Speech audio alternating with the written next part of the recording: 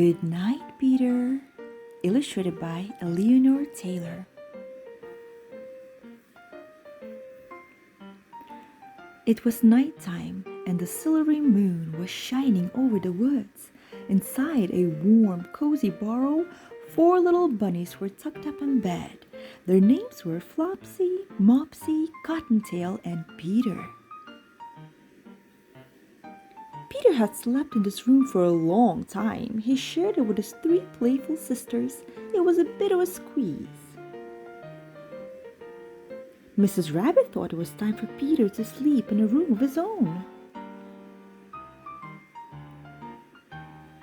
Peter was not sure about this because he would be all alone. There would be no Flopsy to score his stands out of 10. There would be no Mopsy to share stories with. There would be no Cottontail to cuddle up with. One sunny morning, Mrs. Rabbit set to work making a cozy little room for Peter. "This is just the place for you, Peter," she said. "A lovely snuggly spot, perfect for a growing bunny." As Peter watched, Mrs. Rabbit bustled about, dusting and polishing, washing and wiping, stitching and sweeping. Finally, Peter's new room was finished, and it was really very lovely. There was plenty of space for everything, even his feet, which felt nice and toasty. Peter had only just closed his eyes when, whoo! "What is that noise?" said Peter, sitting up in bed.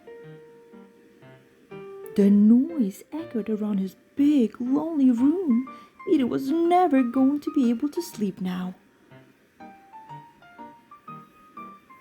Peter sprang out of his bed and straight back to where his sisters were. "There's no room in this bed," muttered Flopsy. "Your feet are too cold," said Mopsy, pulling the blankets tighter around her. "You can share with me," whispered Cottontail kindly, but there really wasn't enough space for Peter. In the morning, Peter was very tired indeed, and very glum. He felt a little bit in-betweenish. "I'm too big for my old room," he explained to Mrs. Rabbit sadly, "and too small for my new room." "Anything new feels funny to start with," she told him, "but you'll soon feel just right." All day Mrs. Rabbit stitched and stitched. She wouldn't tell any of the bunnies what she was making.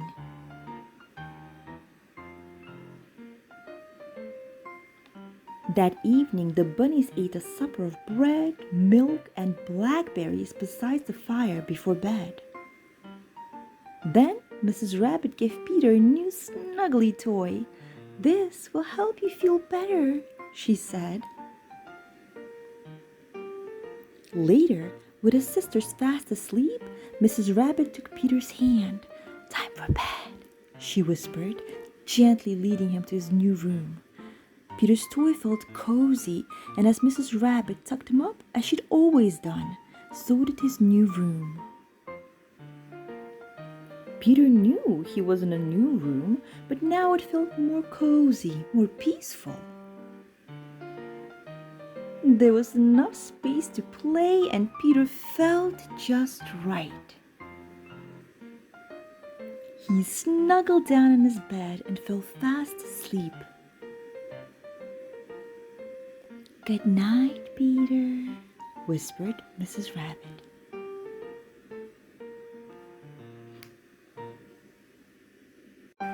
Hey there, reader! What was your favorite part of the book?